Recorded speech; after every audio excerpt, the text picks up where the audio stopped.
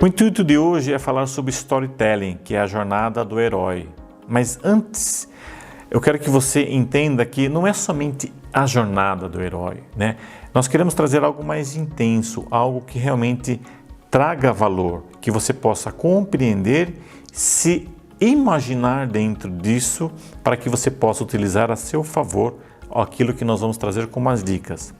Eu particularmente gosto de dizer que herói é aquele que faz o que é necessário fazer, enfrentando as consequências. Você percebe que eu não estou falando de quadrinhos, de heróis de quadrinhos. Vou dar um exemplo. Um jovem que acorda cedo, né, o sol ainda nem nasceu, já se arruma, sai para o seu trabalho, para a empresa, está indo para o estágio. Muitas vezes ele anda a grandes distâncias até chegar a uma certa condução, dependendo das pessoas, né? Tem diversas. Depois, ao final de um longo dia de trabalho exaustivo, ele volta para casa, direto ou não, né? Alguns têm que ir direto para a faculdade, direto do trabalho para a faculdade, somente após ele acaba chegando em casa. Aí resta pouco tempo, comer, fazer a sua higiene pessoal, dormir, muitas vezes muito pouco, e aí novamente começa uma nova saga, uma nova jornada no dia seguinte. Esta é a jornada que nós queremos trazer, né? Apesar que Campbell, que idealizou a saga do herói no storytelling, ele divide essa saga em 12 passos, mas eu gosto de usar 9. Esses 9 passos, ele vai compreender melhor o nosso dia a dia. Ele está dividido em 9 como o cotidiano, o chamado para a aventura, o conflito, o inimigo, o mentor, o obstáculo, a crise, a luta final e, por fim, o retorno para a sua casa ou para o lar, como você queira. Se vocês pararem por 10 segundos e refletirem em tudo isso que eu já mencionei, eu tenho a certeza que muitos de vocês vão se ver dentro desse contexto. É essa a mensagem que nós queremos passar com vocês e as dicas que vocês vão conseguir superar essas dificuldades. O número 1 nós chamamos de o cotidiano, que é a questão de você levantar cedo, tomar seu café, se preparar. Muitas vezes é o primeiro a levantar da casa, o sol ainda não apareceu, né? Prepara tudo para você poder sair e você faz aquilo até chegar ao local onde você vai estudar, trabalhar, estagiar, não importa, né? Para o trabalho, para a empresa, onde você tem que ir para você poder cumprir o seu dia de hoje. Então, esse cotidiano, se você não sabe, mas normalmente você executa ele todo num processo automático. Você nem percebe as coisas que você faz, de tanto que você já repetiu.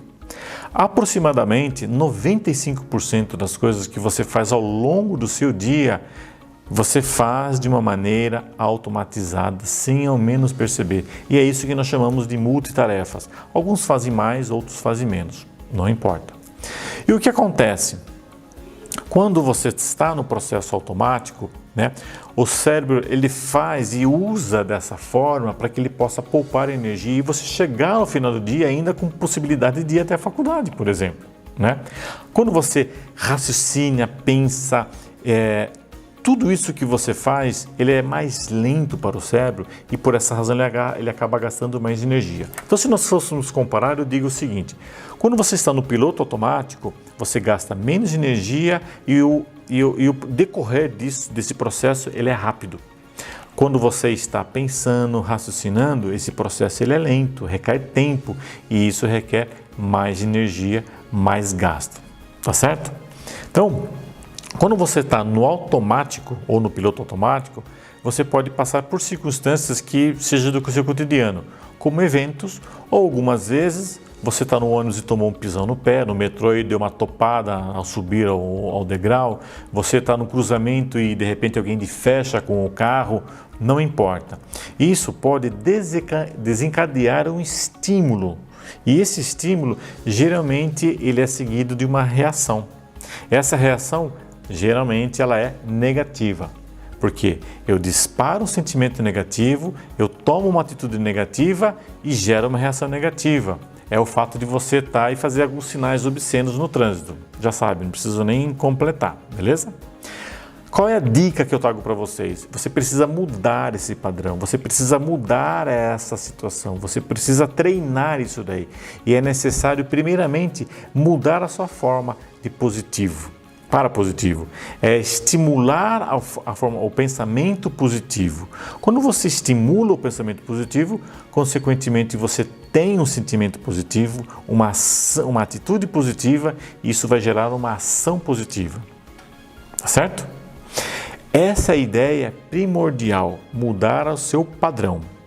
O segundo tópico nós chamamos de a chamada aventura. São os seus afazeres, as suas tarefas diárias, seu trabalho, as dificuldades, as reuniões, o sair da zona de conforto, né? E o que possivelmente irá acontecer ao longo do seu dia está tudo relacionado a esse segundo tópico. Geralmente, essa jornada diária que nós vamos enfrentar, ela é cansativa. E além do mais, com certeza você veio, por exemplo, de um dia anterior muito exausto, por diversas situações.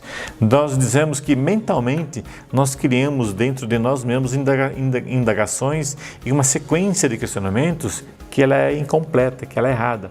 Como fazer, de que forma fazer, como é que estou fazendo, por que eu vou fazer? E esse questionamento não é o mais correto. A segunda dica que eu dou a vocês é: você precisa mudar isso daí e você precisa treinar. E treinar uma nova sequência de questionamento. Porque você tem que fazer da seguinte forma: por que, como e o que eu devo de fazer? Por que isso? Quando eu inverto essa ordem, eu dou espaço para a reflexão, para o pensamento, para a ordenação dos nossos pensamentos. E isso trará um resultado diferente e com certeza positivo. Quando temos um bom porquê, eu digo que nós podemos responder diversos como. Então, vale lembrar: pensamento positivo, sentimentos positivos, atitudes positivas, vai gerar uma ação positiva, uma ação legal para você. Certo, pessoal? Segunda duplinha que eu acho muito importante, que é o conflito e o inimigo, que é neste momento que você, o herói, enfrenta o duelo nos acontecimentos do dia a dia, seja através do desentendimento, uma intriga, uma discussão, uma comunicação mal esclarecida, uma ordem do tipo eu mando e você obedece, aquela que manda quem pode e obedece quem tem juízo, não importa.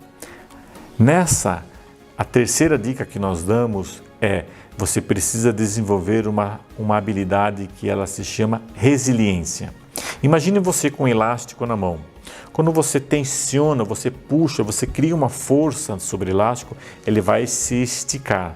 Mas a forma que quando você diminui essa tensão, a tendência do elástico é voltar ao seu estado natural. E isso é resiliência, que é a capacidade dentro do ambiente e as circunstâncias e a pressão que você está passando nesse momento, é ao final disso poder voltar ao seu eixo. Então nós chamamos isso de resiliência, certo?